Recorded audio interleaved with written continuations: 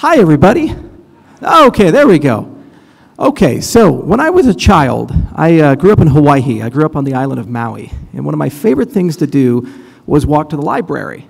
It was a great experience. I was about 6 years old, braving roads I probably shouldn't have braved, sometimes by myself. I loved to read the books. See, when I was growing up, we really didn't have internet access. It was an academic thing, a university thing, and just a few decades earlier, Vint Cerf and Bob Kahn were working on that protocol as a project that really had nothing to do about unifying the world. But then suddenly, a generation later, the cost of moving information went from something tangible, something real, where I had to walk to the library, to all of us instantly getting access to it. In a blink of the eye, we could send a communication to anyone, anywhere in the world. In a blink of the eye, anyone, anywhere in the world could learn anything they wanted to, permitting that it was in the web. So what this concept invited is a reimagining of some of the other institutions of society. So when we look at how governments work, how banks work, how commerce works, they tend to be paper-based and siloed in a certain respect. And they tend to focus around things like coordination and trust, identity, reputation, representation of value and the flow of value, these types of things. These are the core purposes of governments. And when the internet came out, we started asking questions like, why doesn't value move at the same speed as information? Why should it cost something to move money from one person to another? Why should it cost something to have a commodity turn into a stock or a stock turn into a bond on a market? These things should be instantaneous. These things should be fast.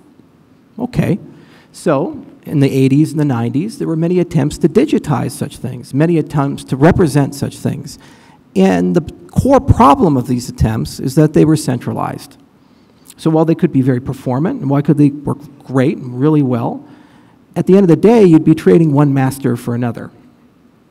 Over the last 10 years, what we've witnessed is a tremendous revolution of thought, where people realize that we can get all the value that the internet has brought in terms of information for money, for value, for property, for identity, on a global basis.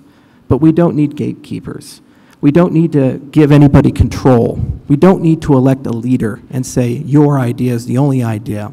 Rather, everybody, have equal access to deciding how are we going to trust each other? How are we going to coordinate together? This can be a voting system. It can be a property registration system, a business registry. It can be something as simple as I'm a coffee farmer in Ethiopia who's trying to find the fairest price at a washing station. It doesn't really matter the scale. It can be on a national scale or it can be on an individual scale. And everyone, for the first time in human history, regardless of where they're born, where they come from, their knowledge, will have access to the same technological stacks. And these stacks are fundamentally permissionless. So I'd like to believe the purpose of this panel is to try to have a discussion about, given that we have these new capabilities, given that these things are available to all of us, what will we do with them? How will we use these things for the good of everyone, not just for the good of some people, which is the way human history has traditionally worked? You'll hear a lot of terms like cryptocurrencies and blockchain, and to be frank, I couldn't care about them. I care much more about the social elements of things, because after all, money is just a collective delusion. So I'll close with a story. Has anyone heard of the island of Yap? Anyone? Oh yeah, okay, we got some people. So there was a small island out in the ocean, where most islands are, and apparently they are famous for having the largest money humans ever created, giant stone rings. The island wasn't blessed with the stones to make these big rings. They actually had to go to a different island and carve them, and then very dangerously transport these giant stone rings back to Yap. So how did you own them? Through oral traditions.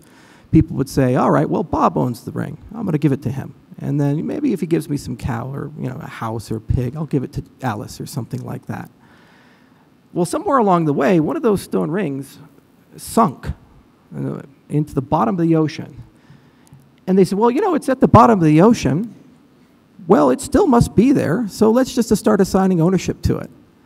And that's really an amazing thing if you think about it. The whole point of these things is they're hard to make, they're hard to transport, and you can see them to verify them. And then suddenly, people in Yup were willing to accept the sea stone, and it became a very famous one. That was the one everybody wanted to own, even though they couldn't touch it or see it. It had a good reputation. So, and in essence, it doesn't matter if you're talking about pieces of paper or pieces of metal or giant stones that you carve very bravely and hopefully somehow can get back home, or stones sitting at the bottom of the sea. Money, in a sense, is a social artifact. Value is a social artifact. So that means that everybody in this room collectively gets to decide how you wish to represent that. The point of the technology of our space is to give you the best tools, the most open tools, the most royalty-free tools that no one in the world gets to tell you how to use, no matter how much they want to or what they're going to benefit. So I look forward to the conversation. I thank the minister for coming. I thank the Rwandan government for being so incredibly friendly at my time here. And I'd also like to thank the people here. It's been an incredible experience. 2 days ago, I spoke at Impact Africa. There were people from 26 nations here. And the quality of questions I received was extraordinary. I spoke at MIT recently, and I got better questions here than I got at MIT. So thank you very much.